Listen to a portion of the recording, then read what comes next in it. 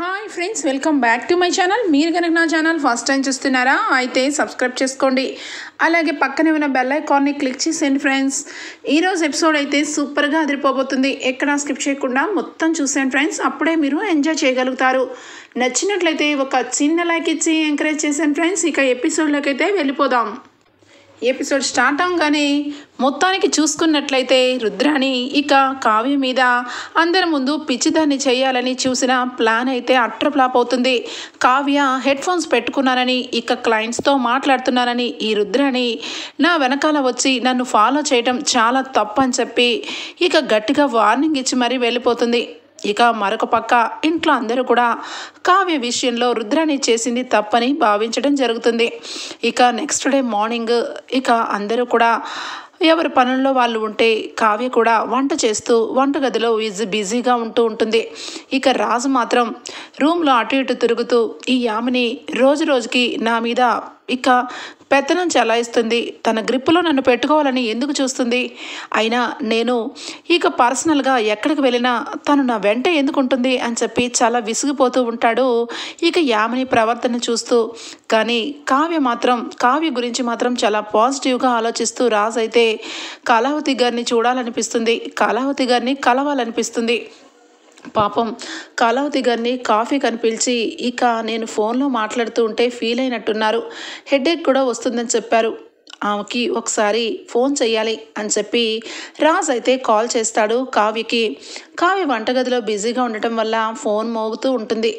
ఇంతలోనే అపర్ణ హాల్లో ఉంటూ అమ్మ కావ్య ఫోన్ వస్తుంది అనగానే అత్తయ్య గారు ఒకసారి ఫోన్లో మాట్లాడండి అత్తయ్య గారు, చేతుల్లో పని ఉంది అనగానే ఇక అపర్ణ ఫోన్ దగ్గరికి వస్తూ ఉంటుంది.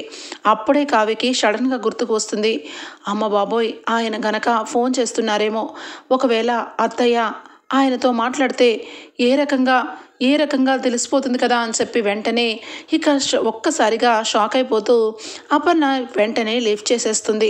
అత్తయ్య గారు అని చెప్పి వచ్చే లోపలే హలో అని చెప్పి అపర్ణ అనడంతో అవతల నుంచి రాజ్ హలో కళావతి గారు అని చెప్పి అంటాడు. ఒక్కసారిగా అపర్ణ విన్న ఆ వాయిస్ విని అలానే ఉండిపోతుంది. హలో కళావతి గారు మీరేనా అనగానే కళావతి గారు కాదు అని చెప్పి అనగానే రాజ్ కూడా అపర్ణ గొంతు వింటాడు. రాజ్ కూడా అలానే ఇక సడన్గా ఉండిపోతూ ఉంటే ఇక వెంటనే కావ్య అత్తయ్య అని చెప్పి చేతిలోంచి ఫోన్ లాక్కుంటుంది. ఇక వెంటనే అపర్ణ అయితే రాజ్ గొంతు చెవులో పడేసరికి ఇక ఏం చేస్తుందో కూడా అపర్ణకు తెలియదు. అలాగే స్టన్ అయిపోయి కావ్య వెంటనే లాక్కొని నేను మాట్లాడతాను అత్తయ్య గారు, నేను మాట్లాడతాను అని చెప్పి బయటికి వెళ్ళిపోతుంది.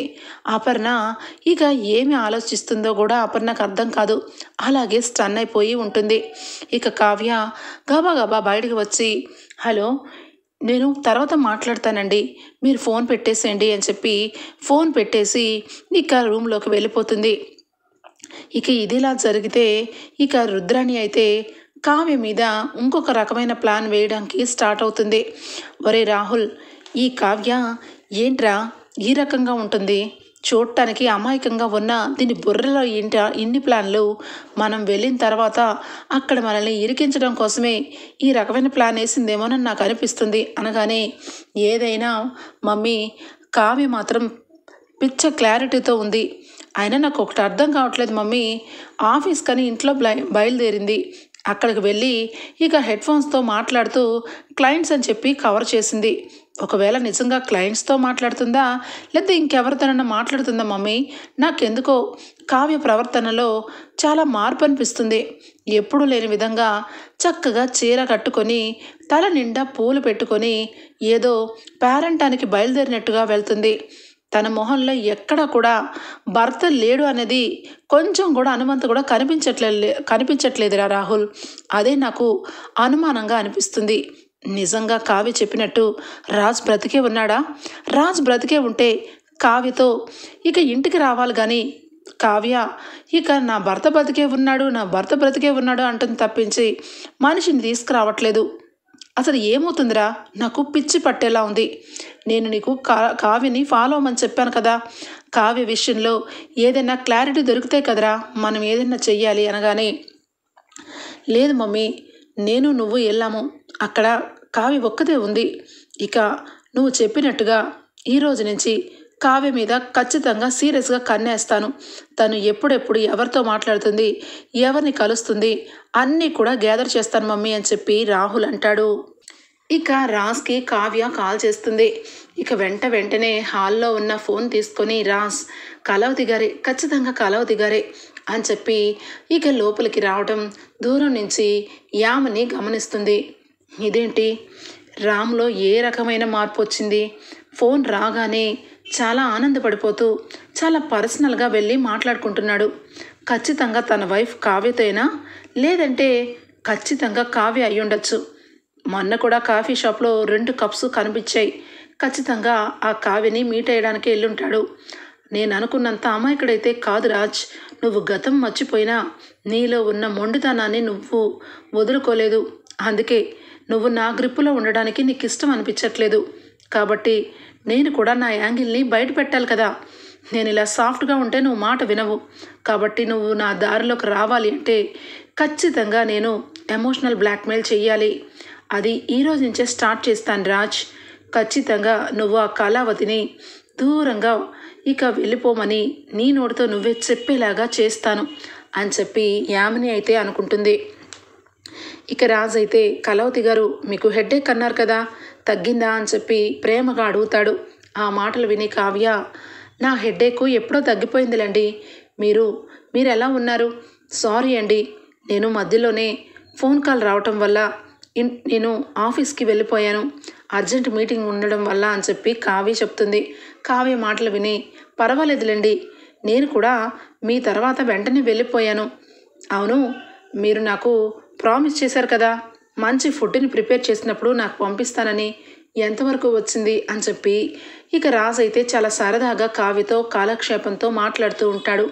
కావ్య కూడా టైం తెలియకుండా ఇక స్టవ్ మీద కూర పెట్టిన సంగతి కూడా మర్చిపోయి రాజ్తో కబుర్లాడుతూ ఉంటుంది.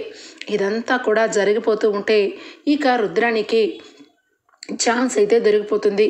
ఏంటి మాడు వాసన వస్తుంది అని చెప్పి కిందికి వచ్చి, వామ్మో మొత్తం కూర మొత్తం మాడిపోయింది అని చెప్పి కింద పెట్టేసి, చూడమ్మా ఒక్కసారి గమనించు, కావ్య విషయంలో మీరందరూ అనుకున్నట్టు నేనేదో కావ్యని కావాలని బ్యాడ్ చేయాలని కాదు.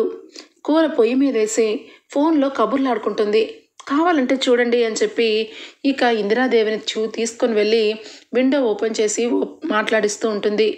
కావ్య ఇక ఫోన్లో మాట్లాడుతూ ఉండటం చూస్తుంది ఇందిరాదేవి.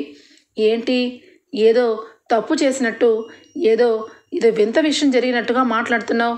కూరలు మాడిపోతాయి, అయినా కావ్య వంట చేసి కావ్య వడ్డన చేయకపోతే నీకు రుచించదా? కూర మాడిపోతుంది అంటే నువ్వు అక్కడ ఉండాలి కదా. కావ్య ఎన్నెన్ని చూసుకుంటుంది, ఇటు ఆఫీస్ పనులు ఇటు వంట పనులు అన్నీ కావ్య చూసుకోవాలా? తినడం కాదు రుద్రాని, అప్పుడప్పుడు భోజనం చేయడానికి వంట కూడా సహాయం చెయ్యాలి. ఇప్పుడు కావ్య ఏదో పెద్ద విషయం చేసినట్టుగా ఫీల్ అవుతావేంటి అని చెప్పి ఇక రుద్రాని మాటని కొట్టుపడేస్తుంది ఇందిరాదేవి. ఇక అక్కడ అలా అవగానే ఇక రెండో విధంగా ధాన్యలక్ష్మి కంటబడేలాగా చేస్తుంది రుద్రాని. ధాన్యలక్ష్మి, నీకేమీ అనిపించట్లేదా?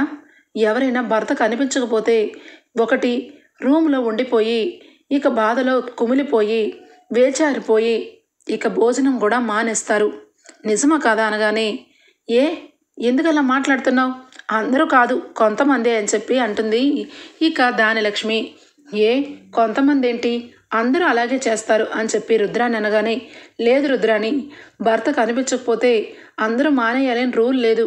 అలాంటి రూలే ఉంటే నువ్వెందుకు బాగానే ఉంటావు కదా అని చెప్పి మనసులో అనుకోగానే ఇక వెంటనే స్ట్రైక్ అవుతుంది రుద్రానికి. అంటే నన్ను ఉద్దేశించి మాట్లాడింది ఈ ధాన్యలక్ష్మి.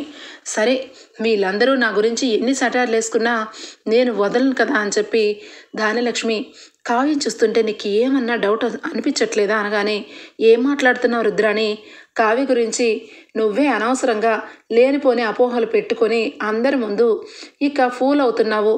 కావ్య నువ్వు అనుకున్నట్టు పిచ్చిదేమి కాదు, మనందరినీ అమ్మేసే తెలివితేటలున్నాయి కావ్యలో అని చెప్పి అంటుంది ధాన్యలక్ష్మి. అవును, తెలివితేటలు ఉన్నాయి, అతి తెలివితేటలుంటేనే ప్రమాదం.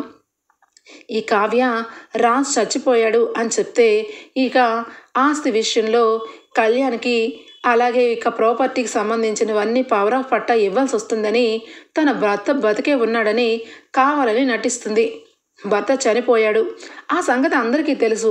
కావ్య మైండ్ కూడా బాగానే ఉంది, కానీ నటిస్తోంది అని చెప్పి ఇక ధాన్యలక్ష్మి బుర్రలో విషబీజం నాటుతుంది రుద్రాణి.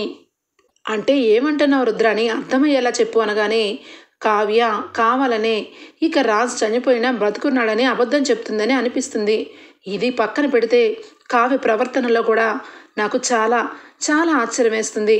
పొద్దున్న లేచి ఫోన్లో ఒకటే మాట్లాడుతూనే ఉంది. ఇక క్లయింట్స్తో మాట్లాడుతున్నానని ఇక అందరి ముందు కవర్ చేస్తుంది. కానీ ఖచ్చితంగా కావ్య మాత్రం ఎవరితోనో మాట్లాడుతుంది. ఈ విషయం ఇంట్లో వాళ్ళందరికీ చెప్పాలనే ఉంది. కానీ ఇంట్లో వాళ్ళందరూ కూడా కావ్య మీద చాలా పెద్ద నమ్మకంతో ఉన్నారు అనగానే ధాన్యలక్ష్మికి ఇక ఫస్ట్ టైం ఇక కావ్య మీద అనుమానం క్రియేట్ చేస్తుంది. కావాలంటే నువ్వే అబ్జర్వ్ చెయ్యి, నన్ను పక్కన పెట్టి నేను అందరి విషయంలో తప్పు చేస్తానో ఒప్పు చేస్తానో ఆలోచిస్తానో పక్కన పెడితే నువ్వే ఆలోచించి ధాన్యలక్ష్మి, కావ్య ఇదివరకు ఇప్పటికి ఎంత తేడా వచ్చింది. ఎవరికి ఏమీ చెప్పకుండా శుభ్రంగా రెడీ అయ్యి ఎవరిని కలుస్తుందో కూడా అర్థం కావట్లేదు. ఆఫీస్కి వెళ్తున్నానని చెప్తుంది, బయటకు వెళ్తుంది, బయట క్లయింట్స్తో అంటుంది, కానీ ఇంటికి వచ్చేస్తుంది. అసలు ఏం జరుగుతుంది అని చెప్పి అనగానే ఇక వెంటనే రుద్రాణి చెప్పినట్టుగా ధాన్యలక్ష్మి కావ్య మీద కన్నేసి ఉంచుతుంది. కావ్య ఇక రాజుతో మాట్లాడుతూ బయట కలుద్దాం అన్నప్పుడు రాజుని కలవడం మొదలు పెడుతుంది. కావ్య ఉద్దేశం ఏంటంటే ప్రతిరోజు రాజుని కలిసి ఎంతవరకు ఆయనకి గతాన్ని గుర్తు చేయాలని ఇక ట్రై చేస్తూ మధ్య మధ్యలో రాజుని కలుస్తూ ఇంటికి వస్తూ ఆ విధంగా జరుగుతూ ఉంటే ఇక మొత్తానికైతే ధాన్యలక్ష్మి ఖచ్చితంగా కావ్య ఎవరితోనో మాట్లాడుతుందని అర్థం చేసుకుంటుంది. ఇటు చూస్తే అప్పు కూడా ఇక యామిని గురించి ఎంక్వైరీ మొత్తం మొదలుపెట్టి A to Z మొత్తం కూడా ఇక తెలుసుకుంటుంది. ఇక యామిని చాలా ఘోరాతి ఘోరమైన మెంటాలిటీ అని, తను కాలేజ్ డేస్ అప్పటి నుంచి రాజుని టార్చర్ చేసిందని, తను ప్రేమించిన పాపానికి రాజుని ఒంటరివాడిని చేసేద్దామని అందరి ముందు ఎవరినితో మాట్లాడినా వాళ్ళని ఏదో రకంగా బాధ పెట్టేదని, తను ఒక విధంగా చెప్పాలంటే ఒక సైకో లాంటిదని తెలుసుకుంటుంది యామిని గురించి వివరాలన్నీ తెలుసుకుంటుంది అప్పు. యామిని, నీ గురించి ఇంతవరకు తెలియదు కాబట్టి నిన్ను అరెస్ట్ చేయలేదు, కానీ ఇప్పుడు నీ గురించి పిన్ టు పిన్ మొత్తం తెలిసిపోయింది. నువ్వు ఎక్కడి నుంచి స్టార్ట్ అయ్యావో ఏమేం చేశావో మొత్తం నా దగ్గర లిస్ట్ ఉంది. వస్తున్నా యామిని, త్వరలోనే నిన్ను అరెస్ట్ చేసి సెల్లో వేయకపోతే నా పేరు అప్పునే కాదు, కావ్య అక్కని రాజ్బాబుని వేరు చేస్తావా, వాళ్ళని చంపాలని ప్రయత్నం చేస్తావా, నువ్వు ఇక జీవితాంతం జైల్లో చెప్పుకుడు తినడమే అని చెప్పి ఇక యామిని గురించి అప్పు అయితే శుభ్రంగా అంతా గ్యాదరింగ్ చేసి పెట్టుకుంటుంది. ఒకవైపు కావ్య రాజ్ ఫ్రెండ్షిప్ చేస్తూనే ఉంటారు. రాజ్ మనసులో కావ్య స్థానం సంపాదించుకుంటూనే ఉంటుంది. ఇక ఫైనల్గా కావ్య అయితే ఒకరోజు ఇలా కాదు, ఈయనని నేచురల్గా ఆయన మైండ్లో ఇక నా గురించి ఏదో ఆలోచన ఉంది, అది నేను ఆయనకు అర్థమయ్యేలాగా చెయ్యాలి, ప్రతి విషయంలోనూ ఆయనని ప్రతి ఒక్క విషయం గుర్తు చెయ్యాలి అని చెప్పి ఒకరోజైతే ఇక బయటకు వెళ్దామని చెప్పి రాజు బలవంతం చేయడంతో రాజుతో పాటు కావ్య బయటకు వెళ్తుంది. ఇక కావ్య కావాలనే ఇక ఆర్నమెంట్ షాప్కి అయితే తీసుకొని వెళ్తుంది. ఏమైంది కళావతి గారు, ఏంటి ఈ ఆర్నమెంట్ షాప్కి ఎందుకు తెచ్చారు, గోల్డ్ షాప్కి ఎందుకు తెచ్చారు అని చెప్పి రాజు అడగగానే ఏమీ లేదు, త్వరలోనే చిన్న ఫంక్షన్ ఉంది, ఆ ఫంక్షన్కి ఏమన్నా నగలు చూద్దామని వచ్చాను అని చెప్పి కావ్య అనటంతో ఇక అక్కడ ఉన్న ఆర్నమెంట్స్ డిజైన్స్ అన్నీ కూడా రాజ్ కంట పడితే రాజ్కి ఎంతో కొంత గతంలో తను ఆర్నమెంట్స్ డిజైన్స్ అన్నీ కూడా గుర్తు తెచ్చుకుంటాడని కావ్య ప్లాన్ చేస్తుంది. మొత్తానికైతే రాజ్ అన్ని డిజైన్స్ చూస్తూ ఉంటే ఈ డిజైన్ ఇలా ఉందేంటి, ఆ డిజైన్ అలా ఉందేంటి అని చెప్పి కావ్య అన్నీ కూడా అడుగుతూ ఉంటే ఒక్కసారిగా రాజ్కి బోర్డ్ మీటింగ్లో డిజైన్స్ గీస్తున్న విషయాలన్నీ గుర్తుకు వస్తాయి. తల పట్టుకొని అన్నీ కూడా గుర్తు చేసుకుంటాడు. ఇక కావ్య అయితే మెల్లమెల్లగా రామ్ గారు ఏం ఆలోచిస్తున్నారు, ఈ డిజైన్ ఎలా ఉంది అనగానే ఇది యావరేజ్గా ఉంది అని చెప్పి అంటాడు. అదేంటండి మీకు టేస్టే లేదు, ఇన్ని డిజైన్స్ యావరేజ్గా ఎలా ఉంటాయనగానే సూపర్ డూపర్ డిజైను మీరే డ్రాప్ చేసుకొని ఆర్డర్ చేయండి అదిరిపోతుంది అనగానే నాకు డిజైన్స్ అన్నీ అంత పెద్ద తెలియదండి అని చెప్పి కావ్య అంటుంది. ఆ మాటకి రాజ్ సరే మీకు తెలియపోతే ఏముంది, నేను మంచి డిజైన్ గీసి మీకు నేను ఇస్తాను, సేమ్ టు సేమ్ అలాంటి పీసే మీరు రెడీ చేయించుకోండి అదిరిపోతుంది అని చెప్పి రాజ్ అనటం. ఇక డిజైన్స్ అయితే ఇక పర్సనల్గా గీసి రాజ్ గీస్తూ ఉండగా ఒక్కసారిగా గతంలో తను ఏం చేశాడో అన్నీ కూడా కళ్ళ ముందు కనపడేలాగా కనిపిస్తూ ఉంటాయి. బోర్డు మీటింగ్లో డిజైన్స్ గీయడం, ఇక రాజ్ ఆఫీస్ మీటింగ్లో అందరికీ డిజైన్స్ ఎక్స్ప్లెయిన్ చేయడం, ఇదంతా కూడా కొంచెం గతమైతే రాజ్కి కళ్ళ ముందు కనిపిస్తూ ఉంటుంది. రాజ్ ఒక్కసారిగా స్టన్ అయిపోతాడు. నేను డిజైన్స్ వేస్తూ ఎక్కడో బోర్డు మీటింగ్లో అటెండ్ అవుతున్నట్టు నా కళ్ళకు కనిపిస్తుంది ఏంటి, ఆ మీటింగ్లో నేను అందరికీ ఎక్స్ప్లెయిన్ చేస్తున్నాను అంటే నాకు నా గతానికి ఈ డిజైన్స్కి ఏదో సంబంధం ఉంది అని చెప్పి రాజ్ అయితే కొంచెం గతాన్ని గుర్తు చేసుకుంటూ ఉంటాడు. మరొక పక్క ఇక కావ్య అయితే ఏమండి మీరు మీ అంతటికి మీరే మీ గతాన్ని గుర్తు చేసుకోవాలని నేను ఈ పని చేశాను, రేపు మీకు మన ఆఫీస్కి తీసుకుని వెళ్తాను, అందరూ కూడా ఆఫీస్ని చూసి మీరు అన్ని విషయాలు గుర్తు తెచ్చుకునేలాగా చేస్తాను అని చెప్పి కావ్య అయితే ఇక రాజ్ని ఫోన్ చేసి మీరు నాకు కావలసిన నెక్లెస్ డిజైన్ గీసి పెట్టారా అనగానే ఓ రెడీ అయింది అని చెప్పి ఇక రాజ్ చెప్తాడు. మీకు ఒక ప్లేస్కు తీసుకొని వెళ్తాను, మీరు రెడీ అవ్వరండి అని చెప్పి అనగానే సరే అని చెప్పి రాజ్ అయితే కావ్యకి ఈ డిజైన్స్ గురించి మాట్లాడాలి, అలాగే కళావతి గురించి కొన్ని విషయాలు తెలుసుకోవాలి అని చెప్పి రాజ్ కూడా ఇక కావ్య చెప్పినట్టుగా పొద్దున్నే రెడీ అయిపోయి ఇక యామిని గురించి ఆలోచించిన పక్కన పెట్టేసి ఇక ధైర్యంగా బయటికి వస్తాడు రాజ్. ఇక కావ్య ఆఫీస్ దగ్గర వెయిట్ చేస్తూ ఉంటుంది. ఆఫీస్ మొత్తానికి ఇక ఓపెన్ అయ్యే లోపలే మార్నింగే ఆఫీస్ని మొత్తం కూడా రాజ్కి చూపించాలని ఇక వెంటనే ఆఫీస్ దగ్గర వెయిట్ చేస్తూ ఉంటుంది. ఇక ఇంట్లో అందరూ కూడా కావ్యని ఏదో విధంగా అనుమానించాలని రుద్రాని దానిలక్ష్మికి చెవులు కొరుకుతూనే ఉండటం వల్ల దానిలక్ష్మి మనసులో కూడా కావ్య పొద్దున్నే ఎక్కడికి వెళ్తుంది, ఏం చేస్తుంది, కావ్య ఈ రకంగా చేస్తుందని అసలు ఊహించలేదు, ఎవరో వ్యక్తితో మాట్లాడుతుంది అని చెప్పి ఇక దానిలక్ష్మి కూడా ఇంట్లో ఎవరికైనా చెప్పాలి ఈ విషయం అని చెప్పి అనుకుంటూ ఉంటుంది. ఇక మార్నింగే కావ్య ఇంట్లో నుంచి చక్కగా రెడీ అయ్యి వెళ్ళిపోవటం అపర్ణ గమనిస్తుంది. అపర్ణ దగ్గరికి ఇక రుద్రాని దానిలక్ష్మి వచ్చి ఇక అక్క నీకు నేను చెప్పడానికి నా నోరు కూడా రావట్లేదు, కావ్యని మీరందరూ నమ్ముతున్నారు, నేను కూడా నమ్మాను, కానీ కావ్య ప్రవర్తనలో ఏదో మార్పు వస్తుందక్క, నువ్వు ఏమీ అనుకోకపోతే కావ్య ఎవరితోనో మాట్లాడుతుంది అని చెప్పి దానిలక్ష్మి అనటంతో ఇక అపర్ణ అయితే చూడు దానిలక్ష్మి, నువ్వు ఎన్ని చెప్పినా నా కావ్య బంగారం, నా కావ్య గురించి ఎంతమంది ఎలాంటి గుంట నక్కలు ప్లాన్ చేసినా నేను ఎప్పటికీ కూడా కావ్యని మాత్రం అనుమానించను అని చెప్పి ఇక అపర్ణ కూడా చాలా సంతోషంగా అత్తయ్య గారు నేను ఇంట్లో నుంచి గుడికి వెళ్తున్నాను అనగానే ఒక్కసారిగా స్టన్ అయిపోతుంది అపర్ణ ప్రవర్తన చూసి ఇక ఇంట్లో అందరూ కూడా ఏంటి అపర్ణ ఎక్కడికి వెళ్తున్నావు అని చెప్పి సుభాష్ అనగానే ఏమండి నేను గుడికి వెళ్తున్నాను, నాకు నా కోడల మీద నమ్మకం కుదిరింది, నా కోడలు ఖచ్చితంగా నా కొడుకుని ఇంటికి తీసుకురాకపోయినా నా కోడలు సంతోషంగా ఉంటే అంతే చాలు, నేను కూడా ఇంట్లో ఉండి నాకు ఒక రకంగా ఉంది, ప్రశాంతత కోసం గుడికి వెళ్తున్నాను అని చెప్పి అపర్ణ ఇక గుడికని పూల సజ్జ పట్టుకొని బయలుదేరుతుంది. ఇదేంటి అక్కకి నిజంగానే ఏమైంది, మొన్నటి వరకు రాజ్ గురించి బాధపడుతూ ఇప్పుడు కావ్య గురించి చెప్పగానే తప్పుగా మనల్ని అపార్థం చేసుకొని అక్క కూడా ఏమి పట్టనట్టుగా వెళ్ళిపోతుంది, అసలు ఏం జరుగుతుంది అని చెప్పి దానిలక్ష్మి అవాక్కైపోతుంది. ఇందిరాదేవి కూడా ఇక అపర్ణను చూసి మనసులో పోనీలే నా కోడలు మనసు మలచుకుంది, గుడికి వెళ్తే ప్రశాంతతన దక్కుతుంది అని చెప్పి అనుకుంటుంది. అపర్ణ కారు ఎక్కి ఇక సరాసరి ఆఫీస్కి పద అని చెప్పి డ్రైవర్తో చెప్పగానే ఇక డ్రైవర్ ఆఫీస్కి అయితే తీసుకొని వెళ్తాడు.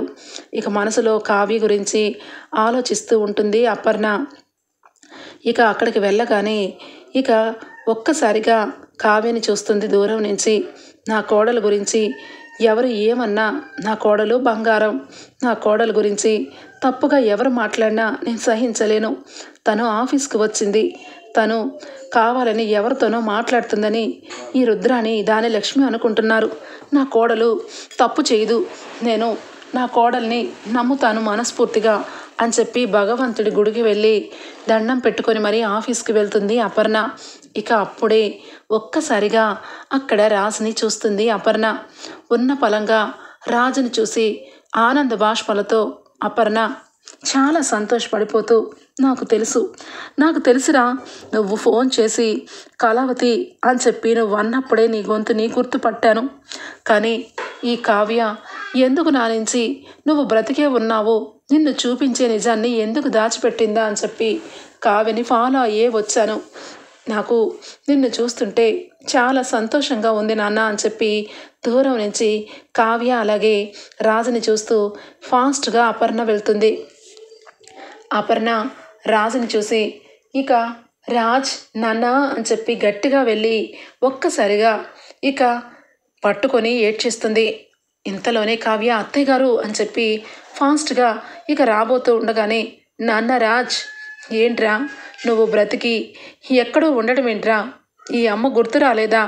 ఈ అమ్మని చూడాలని అనిపించలేదా? ఏంటి నాన్న, ఏం మాట్లాడవేంటి? నిన్ను చూస్తుంటే నాకు ఎంత సంతోషంగా ఉందో. నేను ఏం చేయాలో కూడా నాకు అర్థం కావట్లేదు. నువ్వు బ్రతికే ఉన్నావు, అంతే చాలు నాన్న, అంతే చాలు. నువ్వు ఏమైపోయావా? ఈ యాక్సిడెంట్లో నువ్వు చచ్చిపోయావని అందరూ చెప్తుంటే కావ్య మాత్రం నా భర్త బ్రతికే ఉన్నాడు, నా భర్తను 30 రోజుల్లో తీసుకొని వస్తానని అందరికీ సవాలు విసిరినప్పుడు నా మనసులో ఎంతో ఆనందం వేసింది. కానీ ఒక్కొక్కసారి అది అబద్ధమని, అది నిజం కాదని నా మనసు చెప్తుంది. కానీ నా మనసు మాట వినలేదు. కావ్య చెప్పిన మాటలే నమ్మాయి. ఈరోజు ఆ నమ్మకమే కొండంత సాక్ష్యంగా నన్ను చూపించే నాన్న రాజ్ అని చెప్పి ఇక అపర్ణ అయితే మొత్తానికి రాజ్ దగ్గర పట్టుకొని ఏడ్చేసరికి రాజ్కి మొత్తానికి చాలా ఒక రకంగా అయిపోతాడు. అపర్ణని చూసి ఇక, ఏమండి, ఎవరు మీరు? ఏం మాట్లాడుతున్నారు? నేను రాజుని కాదు అని చెప్పి నా పేరు రామ్ అని చెప్పి ఇక రాజ్ అనడంతో ఒక్కసారిగా కావ్య అత్తయ్య గారు ఒకసారి ఆగండి అని చెప్పి అంటుంది. ఆ మాటకి కావ్య, ఏం మాట్లాడుతున్నాడు వీడి పేరు రామ్ ఏంటి? వాడు రాజ్ కదా అనగానే, అత్తయ్య గారు మీరు పొరబడ్డారు. ఆయన మీ అబ్బాయి గారు కాదు, రామ్ అనగానే, ఏం మాట్లాడుతున్నావు కావ్య అనగానే, అత్తయ్య ఒక్కసారి నా మాట వినండి, మీరు కొంచెం వెయిట్ చేయండి అని చెప్పి అపర్ణని పక్కకు తీసుకొని వస్తుంది. ఏంటి కావ్య, ఏం చేస్తున్నావు? వాడు నా కొడుకు, వాడు రక్త సంబంధంలో నా పేగు పంచుకొని పుట్టినవాడు, నా బిడ్డని నాకు తెలీదా? ఏం చేస్తున్నావు? వాడితో మాట్లాడుతూ వాడు నా కొడుకు కాదంటావేంటి? నాకు పిచ్చి పట్టింది అనుకుంటున్నావా? లేదంటే నీకు నిజంగానే పిచ్చి పట్టిందా? వాడు నా రాజ్ అనగానే, అత్తయ్య ఆయనకి గతం గుర్తులేదు, అందుకే ఆయన పేరు రామ్ అని చెప్తున్నారు. ఆయన మీ కొడుకే, నా భర్త, కానీ ఆయనకి గతం ఏమీ గుర్తులేదు. యాక్సిడెంట్లో తలకి బాగా గాయం అవడం వల్ల గతం మర్చిపోయారు. గతాన్ని గుర్తు చేసే ప్రయత్నంలోనే మీ అందరికీ నేను 4 రోజులు టైం అడిగాను అత్తయ్య. నిజానికి ఆయన నన్ను గుర్తుపట్టలేదు, ఎవరో బయట అమ్మాయనే అనుకుంటున్నారు. మీరు కూడా ఎవరా అని చెప్పి అందుకే అడిగారు అత్తయ్య. ఆయనకి గతం గుర్తు చేస్తే అతను కోమాలోకి వెళ్ళిపోతారని డాక్టర్లు చెప్పారు అని చెప్పి కావ్య ఇక ఏడుస్తూ అపర్ణకి చెప్పగానే ఒక్కసారిగా అపర్ణ ఇక షాక్ అయిపోతుంది. రాజ్ ఒక్కసారిగా తల్లి స్పర్శని ఇక తీసుకునేసరికి ఒక్క రకంగా రాజ్ ఇక ఆఫీసుని చూసి అలానే ఇక కూర్చొని చూస్తూ ఆలోచిస్తూ ఉంటాడు. ఇదెక్కడి కర్మ కావ్య, వాడు గతం మర్చిపోయాడా ఏంటి కావ్య? మనకి అగ్ని పరీక్ష, వాడు గతం మర్చిపోయినా పర్వాలేదు, ఇంటికి తీసుకువెళ్ళి వాడికి ట్రీట్మెంట్ ఇప్పిద్దాం అనగానే, అత్తయ్య ఇదంతా ఒక మాయాజాలం, మీకు తెలీదు, చాలా పెద్ద తతంగమే జరిగింది అని చెప్పి కావ్య యామిని గురించి ఇక జరిగిన విషయాలన్నీ కూడా చెప్తుంది. ఒక్కసారిగా మొత్తం విని అపర్ణ షాక్ అయిపోతుంది. వీడిని ఆ యామిని ఉచ్చి నుంచి కాపాడాలంటే ఏం చేయాలమ్మా? వాడు మన ఇంటికి రావాలంటే ఏం చెయ్యాలి? నా కొడుకని నేను చెప్పుకోవడానికి కూడా లేదా? ఇంత దౌర్భాగ్యంలో బ్రతుకుతున్నానా? అమ్మ కావ్య, వాడికి ఈ తల్లి స్పర్శ అర్థమయ్యే ఉంటుంది అని చెప్పి బాధపడుతూ ఉంటే రాజ్ ఈ లోపలే ఆఫీస్ మొత్తం చూసి రాజ్ గేట్ ఓపెన్ చేసుకొని ఆఫీస్లో అడుగు పెడుతున్నట్టు ఇక అక్కడి నుంచి కళావతి అని చెప్పి కావ్య మొహాన్ని దగ్గర నుంచి చూసి ఇద్దరు ఆఫీస్కి వస్తున్నట్టు, అలాగే కావ్యతో కలిసి ఆఫీస్లో కూర్చొని డిస్కషన్ చేసిన విషయాలు అన్నీ కూడా గుర్తుకు వస్తాయి. రాజ్కి ఏమీ అర్థం కాదు. ఇక ఒక్కసారిగా అపర్ణ బోరున ఏడుస్తూ రాజ్ అన్నది, ఇక నాన్న యాక్సిడెంట్లో నువ్వు చనిపోయావనుకున్నాను రా అన్న మాటలు అన్నీ కూడా గుర్తు తెచ్చుకుంటాడు. ఇక ఏం చెయ్యాలో అర్థం కాదు. రాజ్కి ఒకటి తర్వాత ఒకటి అన్నీ గుర్తుకొస్తూ ఒక్కసారిగా ఇక ఆఫీస్ మెట్ల మీద నుంచి ఇక మెల్లమెల్లగా కళ్ళు తిరిగి పడిపోవడం వల్ల తలకి మళ్ళా గాయం తగులుతుంది.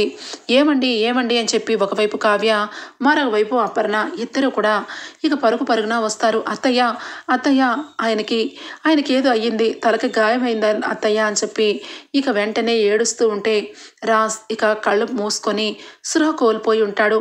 ఇమ్మీడియట్గా డాక్టర్కి అయితే ఫోన్ చేస్తుంది కావ్య. మొత్తానికైతే డాక్టర్ వచ్చి రాజ్ విషయంలో అపర్ణకి కావ్యకి ఇక కొంచెం సేపు టైం ఇమ్మని, అతను ఇక ఏదో సృహలోకి వచ్చేయడానికి ట్రై చేస్తున్నారని విషయం చెప్తారు. ఇక రాజ్ ఇక ఎప్పుడు సృహలోకి వస్తాడా ఈ ఆనందమైన విషయం కోసం ఇక అత్తా కోడళ్ళు ఇద్దరు కూడా వెయిట్ చేస్తూ ఉంటారు. ఇక్కడ ఇలా ఉంటే రుద్రాణి అయితే ఇక కావ్యని అందరి ముందు బ్యాడ్గా చేయడం కోసం ఇక కావ్య ఎవరితో మాట్లాడుతుందో చూడండి, కావాలంటే చూడండి అని చెప్పి చాటింగ్లు, కావ్య ఫోన్లో స్క్రీన్ షాట్లు అన్నీ కూడా ఇందిరాదేవికి అలాగే సుభాష్కి ఇక దాని లక్ష్మికి అందరికీ కూడా చెప్తూ అపర్ణ వదిన పరిస్థితి బాగాలేదని అపర్ణ వదినకి చెప్పట్లేదమ్మా. కావ్య ఎవరితోనో మాట్లాడుతుంది. భర్త చనిపోయినా కూడా భర్త చనిపోలేదని అబద్ధాలు చెప్పి తల నిండా పూలు పెట్టుకొని సింగారించుకొని రాత్రింబవళ్ళు ఎవరితోనో మాట్లాడుతుంది. పక్కా ప్రూఫ్లతో మీకు చూపిస్తున్నాను అని చెప్పి ఇక చెప్పడంతో ఇంట్లో అందరూ కూడా స్టన్ అయిపోయి అందరూ ఆశ్చర్యపోతూ ఉంటారు. ఇవన్నీ కూడా కావ్య ఫోన్లోంచి మెసేజ్లే, కావాలంటే చూడండి అని చెప్పి చూపిస్తూ ఉంటుంది. కరెక్ట్గా అప్పుడే ఇక అపర్ణ ఇక కావ్య ఇద్దరు కూడా ఇక రాజుని తీసుకొని ఇంటికి వస్తారు. ఆపండి అని చెప్పి అపర్ణ గట్టిగా అరుస్తుంది. ఒక్కసారిగా రుద్రాణి, ఏంటి వదిన ఏమైంది అనగానే రుద్రాణి చంప చెల్లుమనిపిస్తుంది అపర్ణ. ఏం మాట్లాడుతున్నావు? నా కోడలు బంగారం, నా కోడలు గురించి తప్పుగా మాట్లాడతావా? నా కోడలు బంగారం కంటే ఎక్కువ. నా కోడలు చాటింగ్ చేస్తుంది. నా కొడుకుకి గతాన్ని గుర్తు చేసే ప్రయత్నంలో ఇక మనందరినీ ఒక నెల రోజులు గడువు అడిగింది. నా కోడలు బంగారం అనగానే ఒక్కసారిగా, ఏంటి వదిన ఏం మాట్లాడుతున్నావు? కావ్య పిచ్చి నీకు కూడా అంటించిందా, లేదంటే నిన్ను కూడా పూర్తిగా ఏమార్చేసిందా? రాజ్ చచ్చిపోయాడు అనగానే ఒక్కసారిగా రాజ్, లేదత్తా నేను బ్రతికే ఉన్నాను అని చెప్పి రాజ్ కారులో నుంచి ఇక ఎంటర్ అవుతాడు.